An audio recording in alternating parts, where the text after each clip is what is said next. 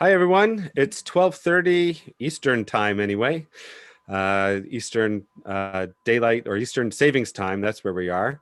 And this is Conversations Over Coffee. I'm Steve Wernick, Rabbi Wernick, one of the rabbis of Beth Tzedek Congregation in Toronto, Ontario, Canada.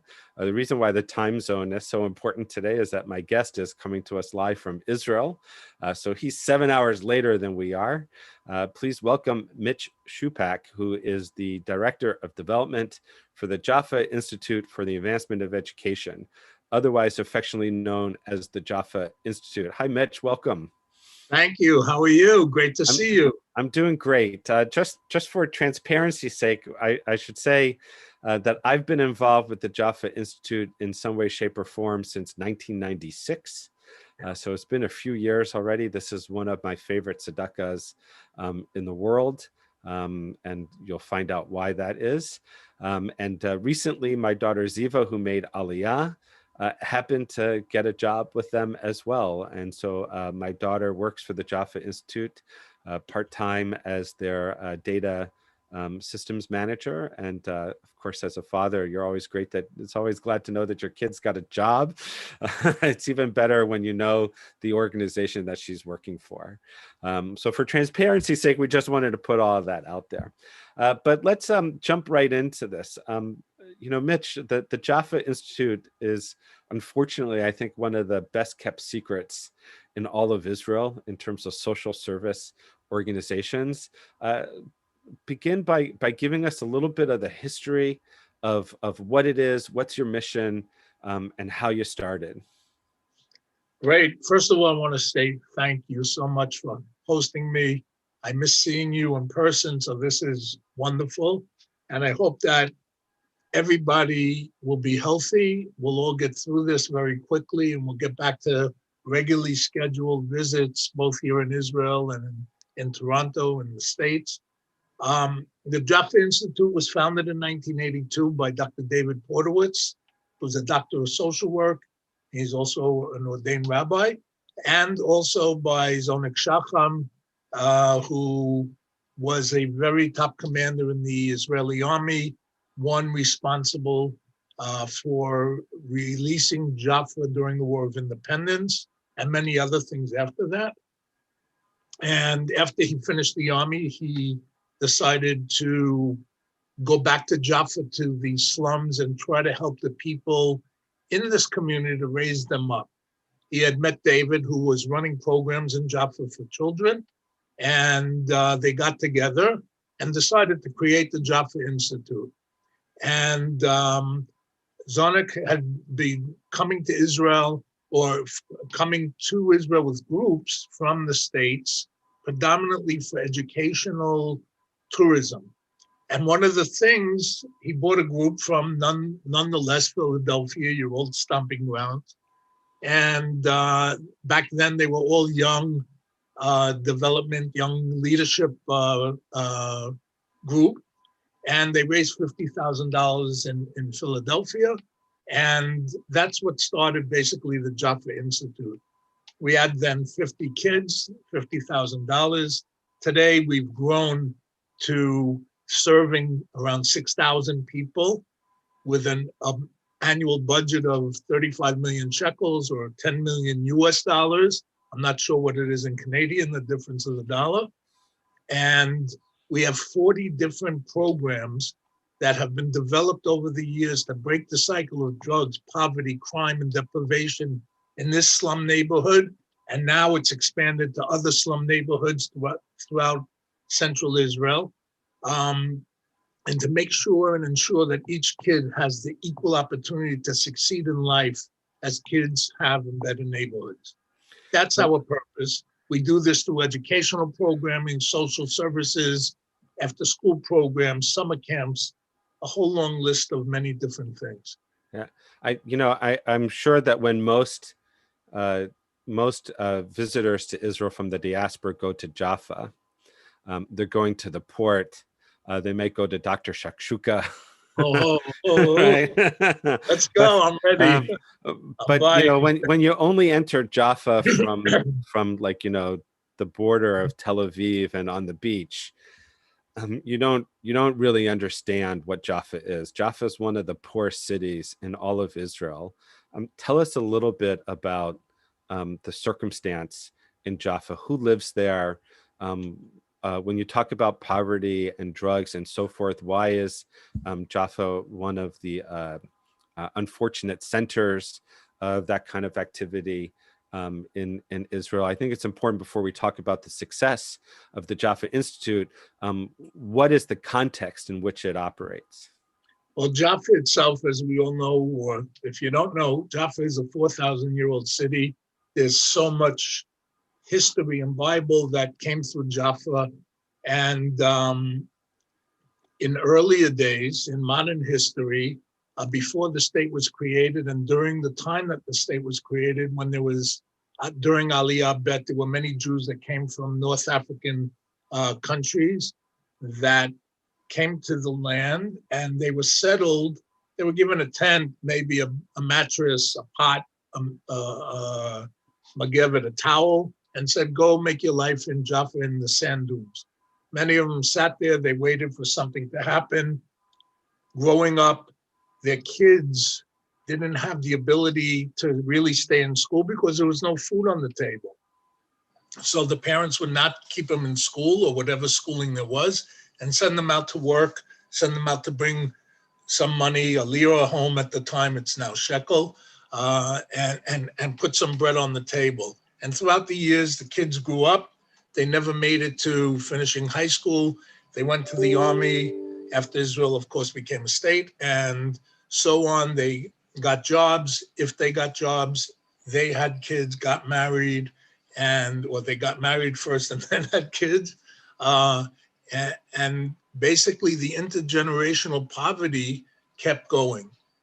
And when David began to see the problem and identify the problem in Jaffa, David said, we must break the cycle of this poverty by giving them education at all costs, keeping them in school, keeping them in programming, no matter how difficult the situation is in the household, making sure and ensuring that they get everything that they cannot get at home, to make sure that they break that cycle.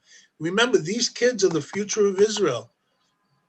These kids have the potential of having a great exit in high tech. Some of them may go into law or medicine, find the new cure for COVID. They have all the potential in the world.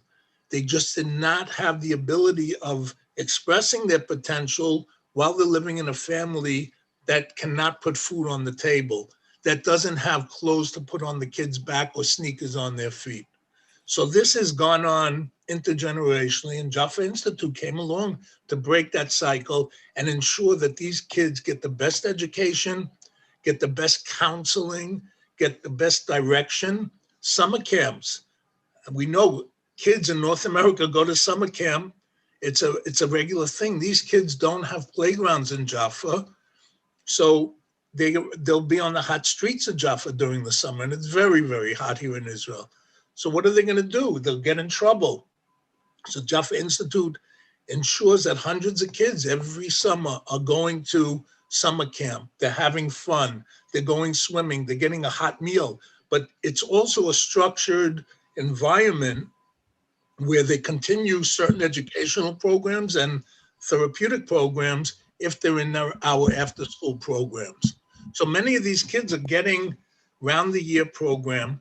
Our programs start usually right after school at 1:30 in the afternoon. The kids are picked up from their schools and walk to the centers. We have about 18 different centers at this point. And when they go in, one of the first and most important things is they get a hot meal, because a lot of these families just don't have what to give them. And because they don't have what to give them, these kids look forward to coming to Jaffa Institute to have a home-cooked hot meal. And after that, of course, they have to do homework and different things. Computers are a far-off dream for these kids at home. Many of them don't have internet. Many of them, the parents can't afford it. And they will talk about what happened recently with the crisis now with computers, but they had no internet. So coming to Jaffa Institute, this was their education for computer technology. I want to just emphasize that, right? That, you know, what happens with Jaffa Institute, first of all, the 18 centers, I remember when there were 3, right? So that's incredible growth. But these are kids, I think is really important, is they're picked up from school, they're walked to a center, they get a hot meal. The Jaffa Institute also provides dental care. It provides support for their doing their homework. It provides an opportunity for them to learn how to use computers and to experience what online activities, kid appropriate activities, of course. There's also psychological counseling and treatment facilities that are available to help kids that are having special issues at home, and sports and activities, as well as summer camp. Out of the, how do you measure success from the kids that you're working with? Well, you can measure the success by seeing how many kids matriculate, which is finishing their high school exams, how many are going on to the Army, as opposed to those in the different communities that we operate, and those kids that aren't in our programs. And then we see after the Army how many kids are coming back and requesting scholarships for higher education. Approximately 350 scholarships per year are given to kids that finished the Army, that went through high school, that matriculated, that want an education. And beyond what we give, we encourage them to find other sources because their parents don't have any money to help them. And we know how difficult studying is if they have to go and start working also, even if it's part-time, that could take away from their good education. But the most important thing is we see them going into every profession possible, high-tech, medical, law, into all different management things. We even have social workers. Yeah, I know a lot going to social work and come back and pay it forward at the center, which is absolutely one of the greatest testimonies you can have of a success. How many kids are there estimated to be in Jaffa? I don't know. The population of Jaffa is approximately 80,000 residents. Out of the 80,000 residents, it's broken down to 65% Jews and 35% are Arab. Out of the 35%, there's approximately 6% that are Christian Arab. And 70% of the population is living under the poverty level. I would probably change what I just said and correct myself and say probably a much higher percentage, probably 80–90% are living under the poverty level at this point due to this current crisis. Due to COVID. Yeah. Right. So even during like better times, you still had 70% that were at or under the poverty line. Absolutely. Now that number is clearly exacerbated. Yeah. And one of the things I know about the Jaffa Institute, which is that this is the thing that blows me away, is that out of all the kids that you reach, which are thousands of kids, right? If you're reaching 6,000 people, you're probably reaching 4,000 kids. Out of all the kids that you reach, you've told me that the matriculation rate is 95%. Approximately. Right? So if the average high school graduation rate in Jaffa is 40 to 45%, or that dropout rate rather, meaning that 55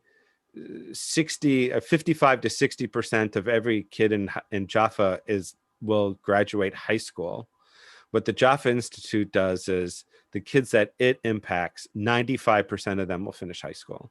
That's a tremendous number, and that's the thing that always inspires me as a volunteer and as a contributor to Jaffa to continue to get involved. 95%. And then, what that means, I just want to emphasize it. What it means is that those people can then go on to the Army or to Shirut La'am, which is national service. And then you have hundreds of kids afterwards that are looking to go to college, which wouldn't have happened without the Jaffa Institute. You talked about the demographics of Jaffa, Arab, Jewish, Christian Arab. Does the Jaffa Institute only work with Jews, or does it make itself available to the entire population? We're open to everybody in the community, anybody that needs help, if they're citizens of Israel or not. As you know, there has been a big influx of immigrants coming from Africa, escaping genocide there, that came and settled in South Tel Aviv. And we have programs that help them also, because they're guests in our country, and these kids need to have some education and direction. But we're open to everybody. We ask our staff, our wonderful staff. It wouldn't happen without those staff members that are in the front lines, giving everything of themselves every day to the families, to the kids, to the Holocaust survivors. This staff is the best of the best. But if it wasn't for them, then we wouldn't have such a great result. And they give everything to all of these kids and families, and they make a difference. And if we didn't have this great staff, I think the numbers would be very different at this point. What are some of the ways in which you've expanded your mission over the years? You said at the top of the show that you're dealing now with Holocaust survivors and with adults and families. What are some of the key areas of expansion that you've gone into? Well, we learned over the years that, I think even before I started, I know David had mentioned to me that they were started with 16 and 17-year-old kids, and slowly back that number down, because it was understood to be able to make an impact in somebody's life, the earlier you have intervention in their life, if it's therapeutic intervention or educational intervention, you have to start as early as possible. And over the years, we rolled back that age that we start with, and we have now 3-month-old kids that are coming into our parent-child center with their parents, some of them who don't even know why they had kids, and are living in poverty and don't know how to raise their kids and don't have family support around them. And so when you start intervening at 3 months old and giving these parents and the children different ways of growth, some of them at home don't even have toys with their kids. They don't have anything. There's visits to these homes where there's a mattress in one room, and that's where the baby is. It's not a way to bring up a baby. So from 3 months, and then we rolled it back to Gan Yeladim, to the nursery schools, and then from 1st grade to 7th grade, junior high school, not to forget to mention our par excellence Beit Shemesh Residential Center and Educational Center in Beit Shemesh, which is outside of Jerusalem, where we have boys from 7th grade to 12th grade, kids that are coming from extremely impoverished families that are recommended to be removed from their homes, to be away from their families so they could not get in trouble and not get messed up with whatever's going on in the family. And we have such a great result of matriculation and kids going to the army, even to Yeshivat is there, which is a yeshiva for 1 year. And then they sign on to the army for 4 years. So they're getting the most quality education. But we saw at the same time that kids are taking food off of the tables that they come for lunch in our after school centers. And we always let them do that. And we'd ask why. And some of the kids would say, there's nothing at home to eat. So as a result, in the early time of year 2000, we began exploring the possibility of helping 190 families with food packages. We opened up a food distribution center of dry food packages that are packed by volunteers and delivered by volunteers. Usually we have the visitors from all around the world that come and do it, like yourself and your family did, and congregants did, but now there's none. So Israelis are packing the food now, we're delivering it. We're up to 700 families that receive twice a month packages. Now we're coming up to Pesach soon. We started our campaign to raise funds now because we're going to deliver 4,000 to 5,000 packages for Passover. These are 4,000 to 5,000 packages for Passover. You're doing 700 packages twice a month, and you're going to do 4,000 to 5,000 packages for Pesach. Yes. Wow. I got to tell you, a year ago, we were in a very bad predicament. A year ago, when this whole crisis started, we were on lockdown. We had total lockdown in Israel. People obeyed the first one, the second, the third one. They, people said, forget about it. But the first one, we were limited to 10 people to come into our food distribution center. And we have a separate center for Pesach. It's not the regular one because we need it to be kosher Pesach. And 10 people at a time could come in. How would you pack 5,000 packages with 10 people? And we had round the clock shifts of volunteers that came in and packed and delivered the food. Why? Because they knew how important it was for those people at home that don't have what to eat, that don't have the means to buy something for the holidays. This has been a very serious problem. And we made an impact on these families. And it keeps going on and on and on. And you see how many more people, especially this year, are calling our food distribution center on a daily basis, begging for help. Nobody's turned away. Nobody's turned away because this is the Jewish heart. We have a heart, we have a mission, and we cannot say no to anybody. You're also running a couple women's shelters for women that have to escape abusive relationships. Tell us a little bit about that. Well, it's not really a shelter. We started a program that maybe some of the women have faced violence in the family, girls who have faced violence in the family. And we've created a program which is called Welfare to Well-Being. I used to drive around Jaffa and I would see women sitting on the stoop at 11 in the morning in their nightgowns with a broom in their hand, smoking a cigarette, and it bothered me. And I remember I said that, if you have no reason to get up in the morning and get dressed and go do something, that's what it's going to be. It's going to be sitting on the stoop, like where I grew up. I used to sit on the stoop in the Bronx, but there's smoking cigarettes and they have no direction in life except to clean the house and make something for the kids when they come back from school. And we gathered 15 women at the time, and we brought them into one of our centers and started a computer program to teach them computer skills. After 15 sessions, they demanded that they get another 15 sessions because they felt their worth. And these are women who never worked in their lives.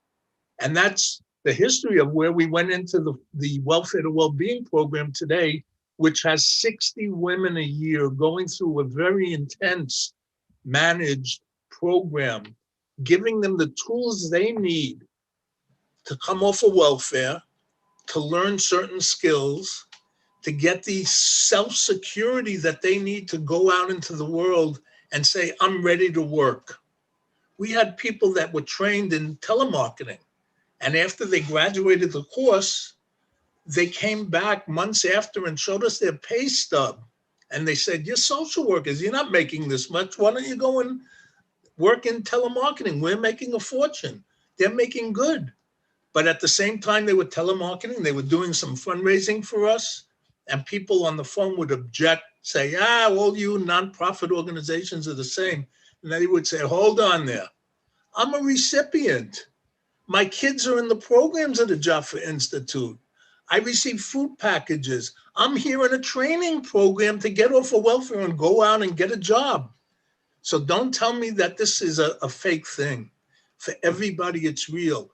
And when you help them, you put them on the right track. The ripple effect in the family is tremendous. The kids start rising up with their grades and more help in the household. Most of these households, by the way, are single parent families.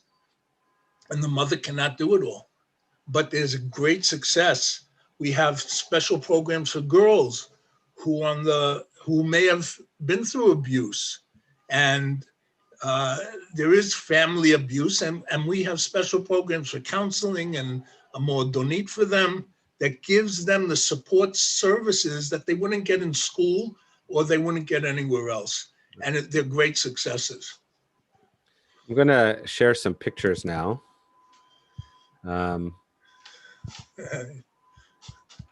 I got to say, Rabbi Steve, that you look at these pictures of the kids are having fun and they're smiling and everything, and everybody who's watching should understand. They'll say, "What? These kids are fine. There's nothing wrong with them." Then there's nothing wrong with them because they're in Jaffa Institute programs. If they were out on the streets, and unfortunately we have kids that are out on the street that look into our programs, and because we could only have limited amount in every building, and you have to see that their faces aren't smiling like these. Not like this. So this is the food bank. Yeah. Where do you get the supplies from? So we purchase all the dry food at wholesale prices, and they're packed by volunteers and delivered by volunteers. We raise the money to make sure that we have enough for everybody every month, every 2 weeks, every week, and the emergency requests that we get on an ongoing basis. Here you could see this was the room actually a year ago, trying to pack packages for Pesach. But you see there's so many boxes and there's so little staff, right, because the regulations were that up to 10 people can be in any room that's closed. And even though it was big, oh, this is so special. Here you see Dr. David Portowitz standing in front of our science mobile lab. This is something that was created and funded, and it's a mobile science lab that goes into different communities and goes to schools and gives kids the ability to have hands-on science that they don't get in school. Talking about what they don't get back in school is back when Jaffa started with computers in the early 90s, there were no computers in schools till 2000 and something. So here we started these science mobile labs. We have a special STEM education program, and the kids are going in here learning things that, again, I have trouble with the remote, but they learn how to do everything. And look, they learn computer science. They learn other different things in science. We have wonderful staff members that lead them. We also have one mobile lab that's a cooking lab where the kids are learning how to cook and tying it into science. Look, I think that science is the future. Technology is the future.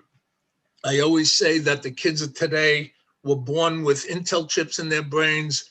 I have to admit, I was born with... Don't say that. That's a conspiracy theory. No. I say that they were born with Intel chips and I was born with potato chips in my brain. So here you can see the science lab, and we're very grateful for the donors that have done this and made it possible. And we have 2 or 3 of them, and we're going to keep growing with this. And it's a demand that we see the results. We see the ability of the kids to learn. You're not just operating in Jaffa anymore, right? No, we spread out. Where else are you operating? So it's Jaffa, South Tel Aviv, Chulon, Bat Yam. We have in Or Yehuda, Yehud, and in Beit Shemesh. We also created a girls' school, which is now independent. That's in Afula in the north. And there were programs in the past that we created in Kiryat Yuvel in the suburb of Jerusalem. And that also has become independent. And you could see the kids in the lab. The kids are having fun. The kids are smiling. They're busy. They're not on the streets. They're not getting in trouble, but they're getting the right education. It's a competitive society in Israel. It's very competitive for these kids to get into the top schools, to get into top units in the army. You need that education. You need the tools to be able to succeed against all odds. And here, I was talking a few minutes ago about the fence where the kids look in. This is a picture of Yafo Dalid, a neighborhood that is very impoverished. And years ago, a lot of Ethiopian immigrants were moved into apartments that were available through the Jewish Agency. And we were asked if we could do something. We had the center operating, and we turned it into an integrated, they're Israelis, they're citizens, even though they're new immigrants. and they are able to thrive. And we have so many activities with them that we see the growth in them and in their community. The last picture you saw was a playground in Yehuda that in one of our centers that was renovated recently, and donors actually from Canada helped with that, I think. And we're grateful for it. Now, if donors, if people wanted to contribute and find out more, they could obviously go to your website. There is Canadian Friends of the Jaffa Institute. That's that correct. Pam Albert from Toronto is the director of. That's correct. And there's also, of course, the American Friends, the U.S. Friends of the Jaffa Institute, and then there's others as well. There's Australia. Well, we do have funds and the Netherlands, I believe. Netherlands, right? We have a Friends organization, UK, France, Belgium, and then different pockets throughout Europe. We have different groups that are supporting us, even in South America. And the good thing is that people recognize the need to be able to secure good education for children, because these children are the future leaders of Israel. If they're not going to have a good education, the chances of them falling off the program, falling off of the edge, going to drugs and crime, it's very easy. It's more expensive to keep them in jail than to educate them. And we know giving them the tools makes the difference. Thousands upon thousands of kids have come through the Jaffa Institute since David and Zonik started this in 1982. And I know David has innovated with constant invitations to weddings and brisses and their kids' weddings. But those kids are not coming back to Jaffa Institute because the parents have made it. They've changed their lives. They broke away from poverty, and they're able to stand on their own and meet the needs of their families. And that's so important this day. Out of your $10 million budget, how much do you have to raise? What's the fundraising goal? 12 million. 12 million. Well, 10 million is our operating budget. And there's always renovation projects or building projects. So, and we have naming opportunities. There is a new catalog which shows if somebody wants to enable to perpetuate somebody, to naming of a room or a program. There are program opportunities. And all this, you could go to our website, www.jaffainstitute.org, see where my name is, send me an email or request some information. And also at the same time, you have the donate button, which will allow you to get into whichever country you want to donate. If it's Canada, the United States, UK, or any of the other countries that we have. In Canada, the Friends of the Jaffa Institute is a CRA authorized charity, so you can get a tax receipt for that. And in the States also, it's 501c3. 501c. And in Israel. Right. So Mitch, thank you for being here. I look forward for when it's possible to travel, not only to get to see my daughter again. Sure. It's been a long time, but also to come to the Institute and to tour and to volunteer and to support, because you're right.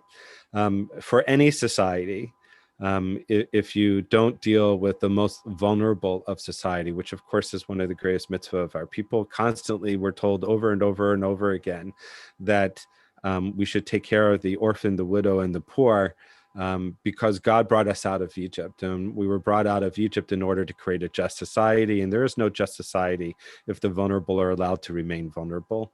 And certainly what's true for societies in general, kal v'chomer, if you care about the state of Israel, all the more so if you care about the state of Israel. If Israel is to have a shining future, it's vulnerable, especially its children. Must be given the opportunities to thrive.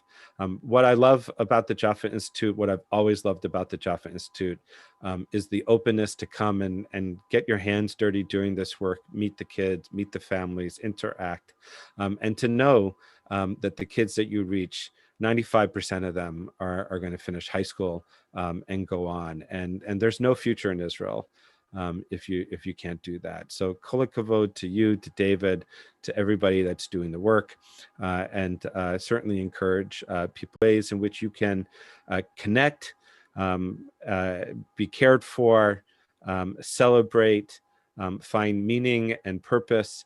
Join us at www.beth-tzedec.org, where we inspire and enable our community to live a meaningful Jewish life. Thanks, everyone. Bye-bye. Thank you so much. Toda rabah.